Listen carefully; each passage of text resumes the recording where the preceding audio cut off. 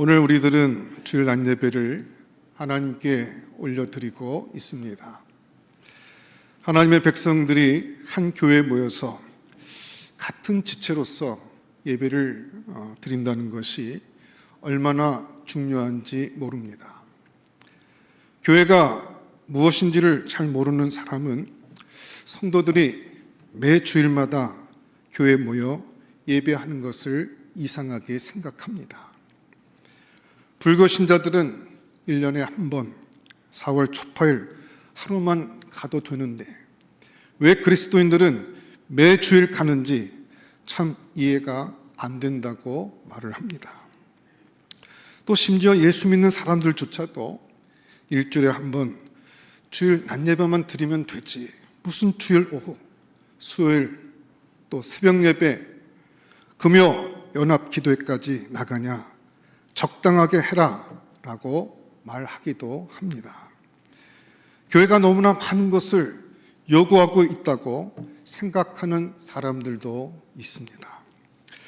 사람들이 이렇게 생각하는 것은 사실 교회가 무엇인지, 예배가 무엇인지를 잘 몰라서 그렇습니다.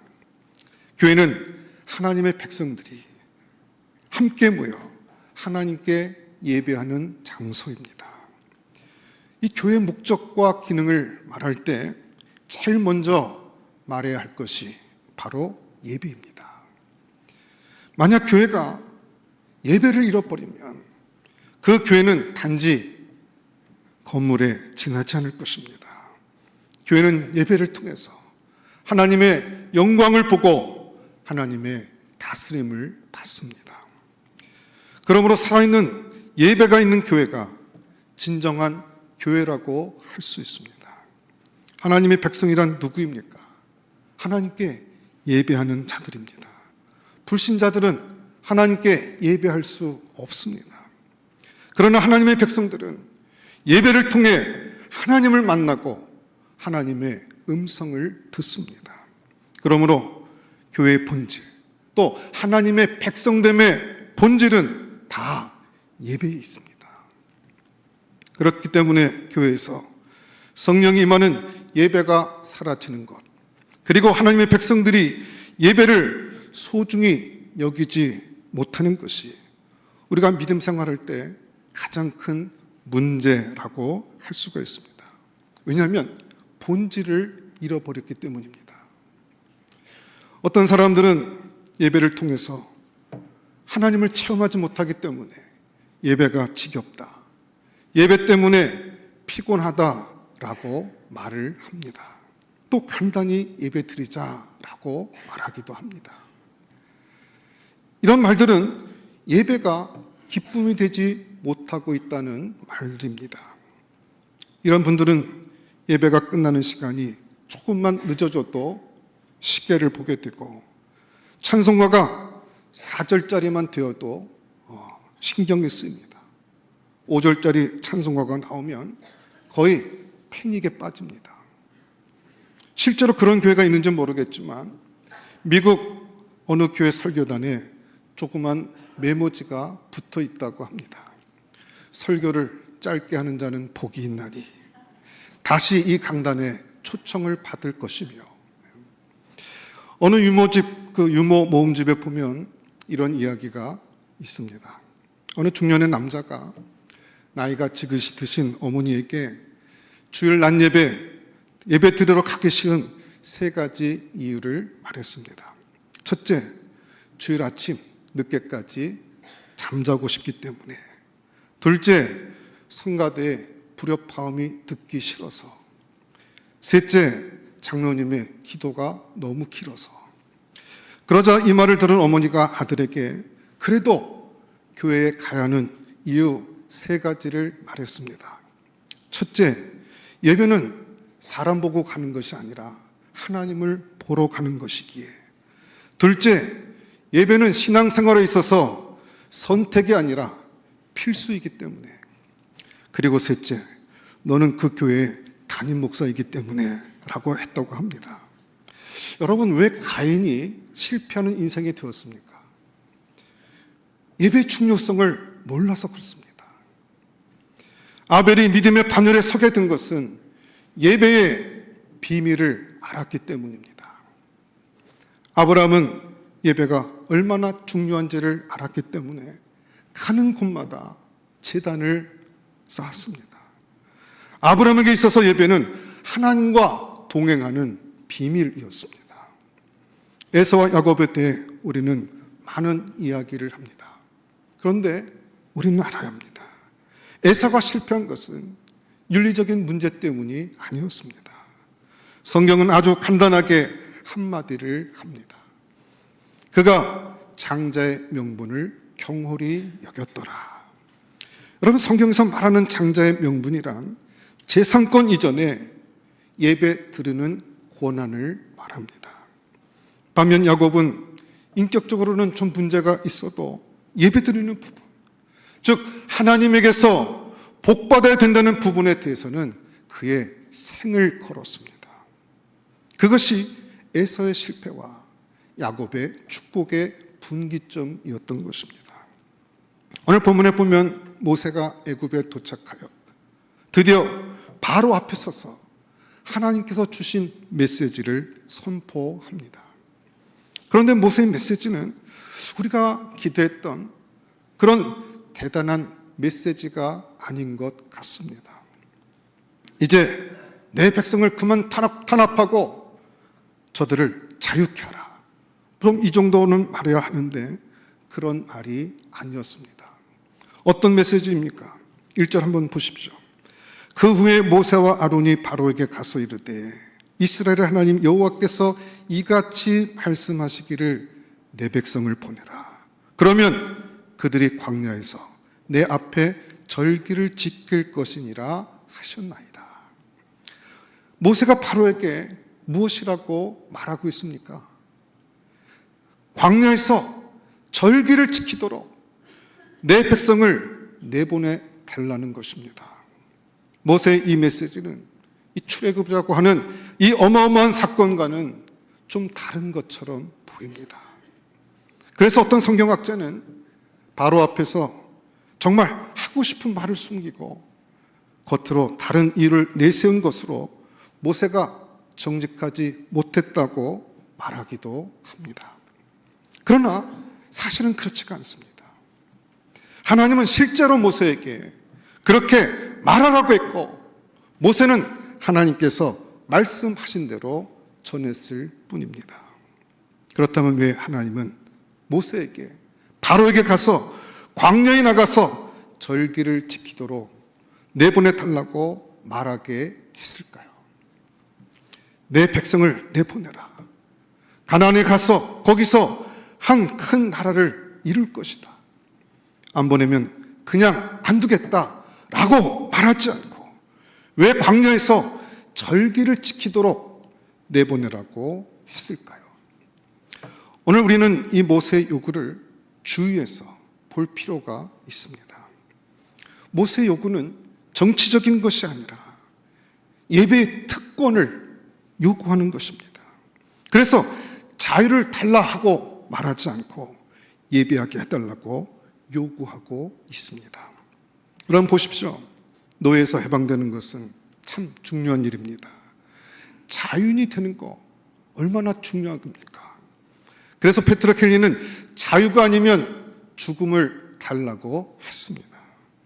일제시대에는 대한의 자주 독립을 위해 수많은 사람들이 목숨을 바쳤습니다. 정치적인 자유도 그처럼 중요합니다. 그런데 하나님 모세에게 자유를 달라고 말하는 것이 아니라 예배를 드리게 해달라고 요구하게 하십니다. 참 이상하죠. 우린 여기에서 하나님의 관심을 읽을 수 있습니다. 노예 상태에서 해방되는 거 참으로 중요하지만 사실은 그것보다 더 중요한 것이 있다는 것입니다. 출애굽의 진정한 이유는 정치적인 것이 아닙니다. 그것보다 더 중요한 것은 이스라엘로 하여금 하나님께 예배하는 백성이 되도록 하는 것입니다. 이것이 출애굽의 궁극적인 목적이었습니다. 애굽에 수많은 신들이 있고 제사들이 있지만 그 그것들은 아무 소용이 없습니다. 이스라엘 백성들은 그런 것을 섬기거나 우상에게 절하는 그런 백성이 아닙니다. 이스라엘은 하나님의 백성입니다. 그렇기 때문에 그들은 당연히 하나님께 예배하고 섬기는 백성이 되어야 합니다. 그렇기 때문에 내 백성들을 보내서 예배하게 해달라고 요구하게 한 것입니다. 정치적으로 해방되었다고 삶이 달라지는 것은 아닙니다. 인간의 변화는 제도의 변화나 사회 구조의 변화에 있지 않습니다. 인간은 영적인 존재이기 때문에 예배, 섬기는 것이 바뀌어야 합니다. 그러므로 인간에게 있어서 가장 큰 변화는 섬기는 대상이 바뀌는 것입니다. 예배가 바뀌는 것이 그의 운명과 삶이 바뀌는 것입니다.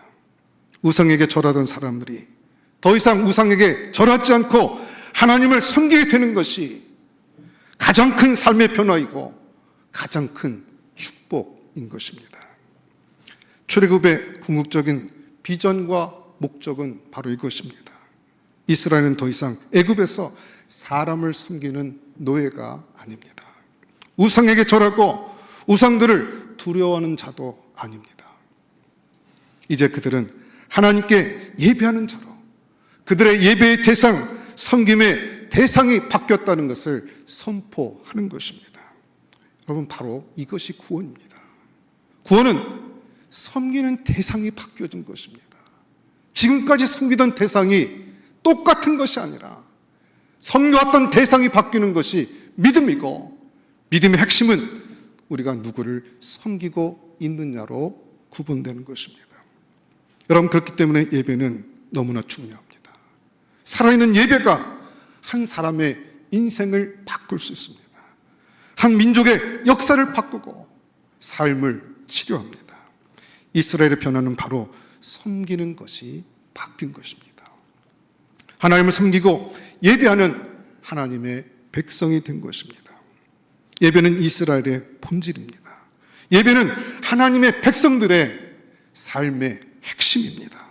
그러므로 우리가 진정한 하나님의 백성이라면 하나님 만나는 살아있는 예배가 우리의 삶의 한가운데 가장 중심에 있어야 하는 것입니다. 예배를 아무렇지도 않게 생각하는 것은 하나님의 백성이 아니라는 말입니다. 하나님의 백성은 예배에 생명을 걸 수 있어야 합니다. 우리 교회가 오늘 살아계신 하나님께 예배 드리면서 예배를 새롭게 회복해야 할 것입니다. 예배를 회복하기 위해 우리가 본문에서 제일 먼저 보아야 될 단어는 광야라는 단어입니다. 모세와 아론은 이스라엘 백성들을 광야로 보내서 예배하게 해달라고 요구합니다. 광야에서 예배 드린다는 것은 참으로 중요한 신앙의 모티브입니다. 얼마 전에 이슬람권에서 사역하고 있는 선교사 한 분을 만났는데 이분이 기도 제목을 주면서 중보기도 해달라고 하면서 기도 제목을 함께 나눴는데 그 중에 하나가 선교사의 생활에서 광야를 경험하게 해달라고 그렇게 요청하는 기도 요청을 했습니다.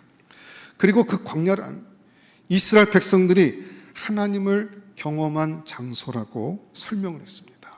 맞습니다. 성경적으로 본다면 이스라엘 백성들이 하나님을 가장 가깝게 체험했던 장소가 바로 광야였습니다. 가나안에 들어왔을 때보다 그리고 애굽에 있을 때보다 그들에게 있어서 광야는 하나님을 체험하는 장소였습니다. 바로 왕은 단순히 예배 드리는 일이라면 애굽 땅에서 해도 되지 않느냐고 말을 했습니다. 그러나 하나님은 굳이 광야로 나가야 된다고 말씀하고 있습니다. 왜 하필이면 광야일까요? 왜 애굽 땅에서는 예배가 안 되고 광야 그곳까지 나가야 하나님께 예배할 수 있다고 말하고 있습니까? 혹시 성지순례를 다녀온 분들은 알 것입니다. 광야는 황폐한 땅입니다. 애굽에서 가나안으로 가는 길은 적막한 광야입니다. 가도 가도 끝이 없는 광야만 계속됩니다. 변화가 없습니다. 한번 생각해 보십시오.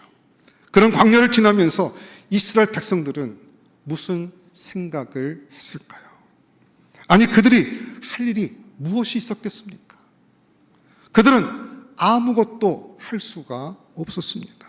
농사도 못 짓고 장사도 못하고 그리고 놀러 갈 때도 없습니다.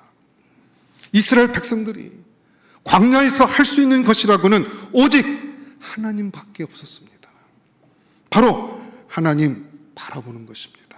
하나님 앞에 서는 일, 하나님께로 자신의 삶을 집중시키는 것이었습니다. 출애굽기 5장 1절 한번 보십시오. 그들이 광야에서 내 앞에 라고 말하고 있습니다. 예배는 하나님 앞에 서는 것입니다. 세속의 노예로 살면서 하나님 앞에 서겠다는 것은 거짓말입니다. 그렇기 때문에 하나님은 애굽에서 벗어나서 적막한 사막 한가운데서 하나님을 바라보게 하셨습니다. 저는 오늘 예배가 바로 광야에서 드려지는 예배가 되기를 바랍니다.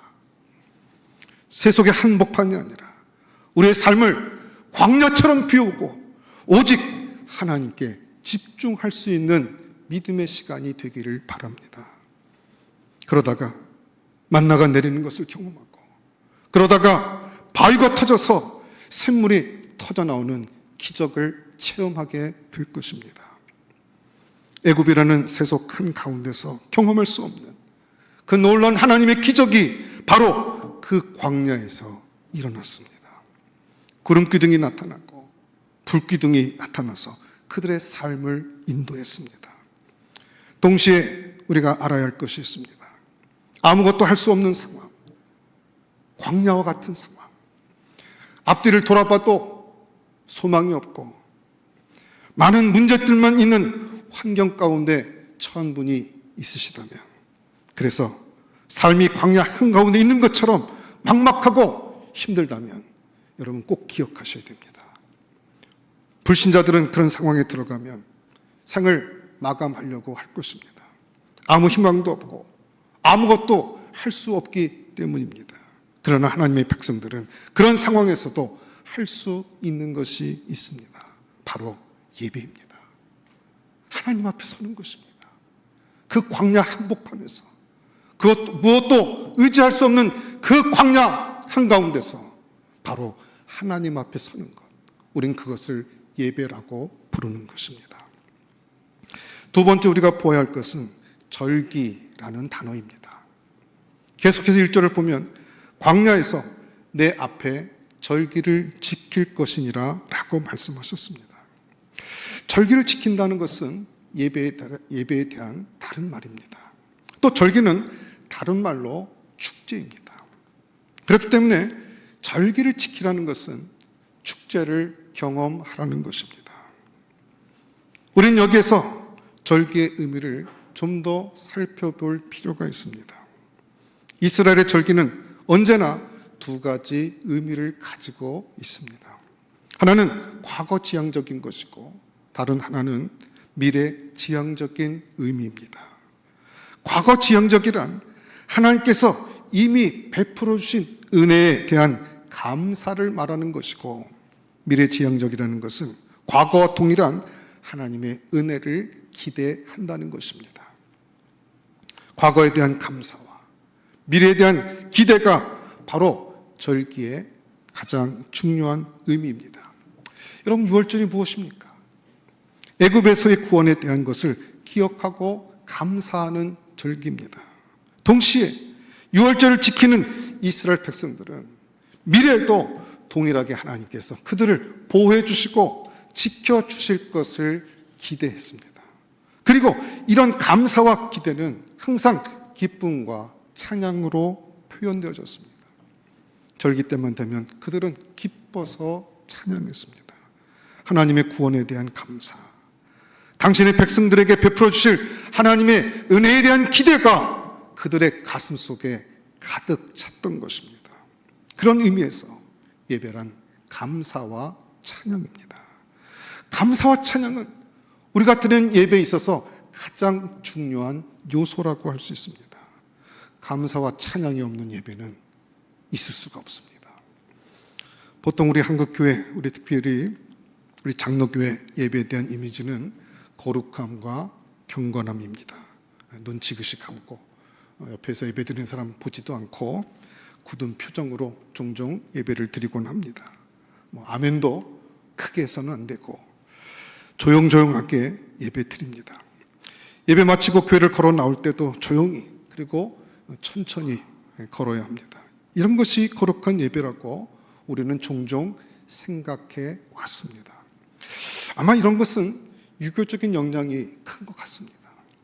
그러나 오늘 성경은 예배를 축제라고 말하고 있습니다. 조용조용한 것이 아닙니다. 축제에는 웃음이 있고 감동이 있습니다. 마찬가지로 그 예배 가운데는 감동이 있어야 한다고 말씀하고 있는 것입니다.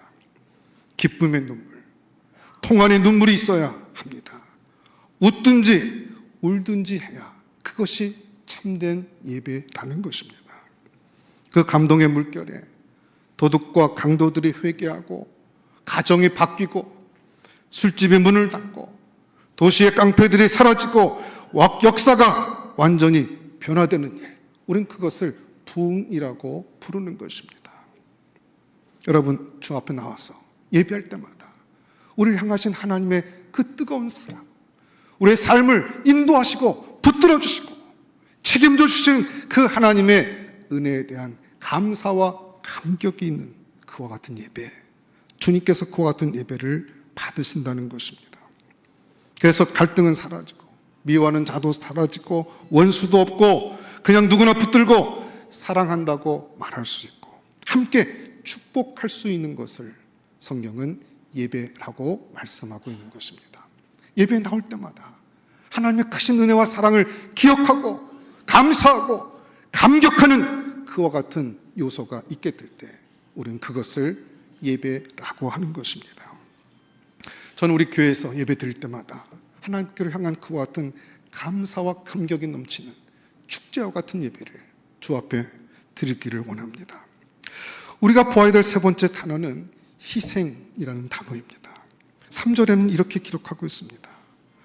그들이 이르되 히브리인의 하나님이 우리에게 나타나셨은지 우리가 광야로 사흘길쯤 가서 우리가 우리 하나님 여호와께 제사를 드리려 하오니 가기를 허락하소서.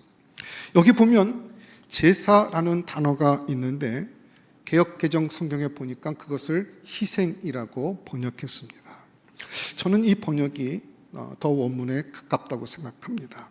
NIV 영어 성경에도 희생이라는 단어를 쓰고 있습니다. sacrifice라는 단어를 쓰고 있거든요. 이스라엘은 예배 때마다 제물을 드려서 하나님과 올바른 관계를 맺고 하나님을 기쁘시게 했습니다. 구약시대는 주로 어린 양을 제물로 하나님께 드렸습니다. 피를 뿌려 죄사함을 받았고 번제로 그 제물을 태워 삶을 헌신하는 예표로 삼았습니다. 그렇기 때문에 희생이라는 단어는 하나님께 헌신한다는 의미를 가지고 있습니다. 그런데 신약시대에는 더 이상 어린 양의 그 제물이 필요 없게 되었습니다. 왜냐하면 우리 주님 예수 그리스도께서 친히 제물이 되어 주셨기 때문입니다.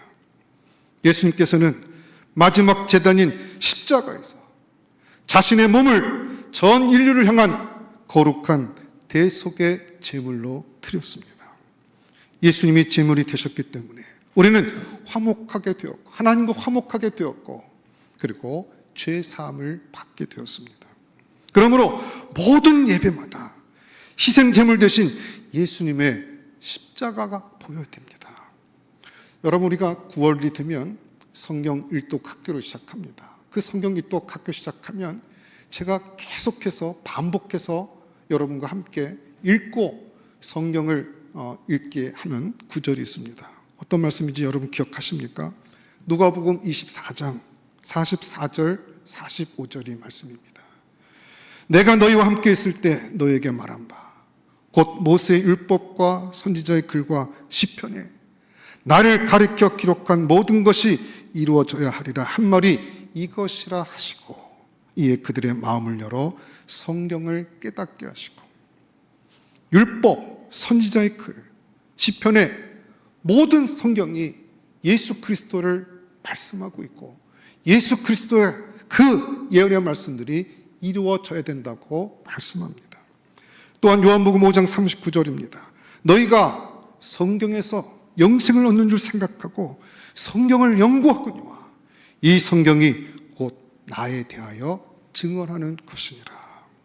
매 성경을 읽을 때마다 우리는 그 성경 안에서 그리스도를 발견해야 되고 영광의 주를 만나야 합니다. 그와 마찬가지로 우리는 예배 때마다 우리의 희생 제물 대신 예수 그리스도의 십자가 사건이 밝히 보여야 합니다. 제물 대신 우리 주님의 십자가 사랑을 보지 못하면 여러분, 그건 예배가 아닙니다. 예배를 통해서 우리 주님의 십자가가 밝히 보이고 그 십자가를 통한 기쁨과 감격이 우리 안에 있지 아니하면 그것은 예배가 아닌 것입니다. 우리가 수요일마다 출애굽기 말씀을 살펴보고 있습니다만, 이 성막을 함께 배우게 될 때 제 마음 가운데 잊혀지지 않는 한 가지 메시지가 있습니다. 그것은 분향단에 향을 피울 때 반드시 번제단, 즉 희생제사가 드려진 바로 그 번제단의 불로 향을 피워야 한다는 것입니다. 레위기 10장에 보면 아론의 두 아들 나답과 아비후는 다른 불로 향을 피우다가 그만 불이 여호와 앞에서 나와서 두 사람을 태워버렸습니다. 다른 불로는 안 됩니다. 오직 예수 그리스도의 희생을 나타내는 번제단에서 나온 불로만 향을 피워야 한다는 것입니다. 그리스도의 십자가의 죽음, 희생을 의미하는 번제단의 불로 향을 피워야 한다는 사실은 참으로 의미심장한 것입니다. 예배는 바로 예수 그리스도를 통해 우리가 하나님 보좌 앞에 서는 것입니다. 그렇기 때문에 예배의 중요한 요소가 우리의 몸을 드리는 것입니다. 번제물로 마치 어린 양처럼 우리의 삶을 번제로 드리는 것입니다. 그래서 사도 바울은 로마서 12장 1절에서 그러므로 형제들아 내가 하나님의 모든 자비하심으로 너희를 권하노니 너희 몸을 하나님이 기뻐하시는 거룩한 산 제사로 드리라고 말씀하셨습니다. 우리의 몸을 하나님께 희생으로 곧 제물로 드리라는 것입니다. 그리고 이것이 산 제사라고 말씀하고 있습니다. 여러분, 그렇습니다. 진정한 예배는 몸을 드리는 것입니다. 헌신하는 것입니다. 마음만 드리는 것이 아닙니다. TV 앞에서 드리는 것도 아닙니다. 컴퓨터 앞에서 드리는 것도 아닙니다. 하나님 앞에 내 몸과 내 삶을 제물로 드리는 헌신이 있어야 한다는 것입니다. 어떤 분들은 예배를 단지 설교를 듣는 것으로 생각하는 분들이 있습니다. 이런 분들은 설교 시간 시작 전에만 오면 안 늦었다고 생각합니다. 그리고 설교가 끝나면 그냥 가버리기도 합니다. 아닙니다. 여러분, 예배에 있어서 설교도 참 중요하지만 헌신하는 것, 하나님께 헌금을 드리고 우리의 삶을 드리는 희생이 그 예배에는 반드시 포함되어야 합니다. 그래서 예배 시간에 헌금 시간도 있고 헌신과 결단을 다짐하는 믿음의 시간이 있는 것입니다. 우리들은 어떤 예배를 드리고 있습니까? 우리 교회 예배가 축제가 되고 희생이 되고 있습니까? 제가 분명히 말씀드릴 수 있는 것은 참된 예배를 경험한 사람들, 그들이 역사를 바꿀 수 있고 하나님의 부흥을 경험할 수 있다는 것입니다. 예배는 삶을 바꾸는 것입니다. 예배를 모르는 사람들은 하나님의 가슴을 모르는 사람들입니다. 이 시대에는 예배가 살아있는 교회가 하나님께 쓰임을 받을 것입니다. 우리 교회가 그렇게 되기를 소원합니다. 우리 교회는 예배를 소중히 여기고 하나님이 가장 기뻐하는 예배를 드리는 교회, 그런 예배자들이 모인 교회가 되기를 주님의 이름으로 축원합니다. 기도하겠습니다. 하나님 감사합니다. 주 앞에 예배할 때마다 주의 십자가 은혜가 보이게 하시고 그 십자가 은혜가 우리를 강권하여 주 앞에 헌신을 다짐할 수 있는 복된 믿음의 시간이 되게 하여 주시옵소서. 하나님 기뻐 받으시는 예배자로 늘 주 앞에 설 수 있도록 도와주시고 그것이 광야가 되든 또 우리 인생 가운데 가장 힘든 순간이 되든 간에 바로 그때가 주 앞에 나갈 수 있는 믿음의 기회인 줄 알고 오히려 더 주 앞에 더 가까이 깊이 나갈 수 있는 믿음의 종들이 되어서 주 앞에 서는 날에 점도 없고 흠도 없고 책망받을 거 없이 주 앞에 설 수 있는 믿음의 종들이 다 되게 하여 주시옵소서. 모든 것 감사하고 예수님 이름으로 기도드렸사옵나이다. 아멘.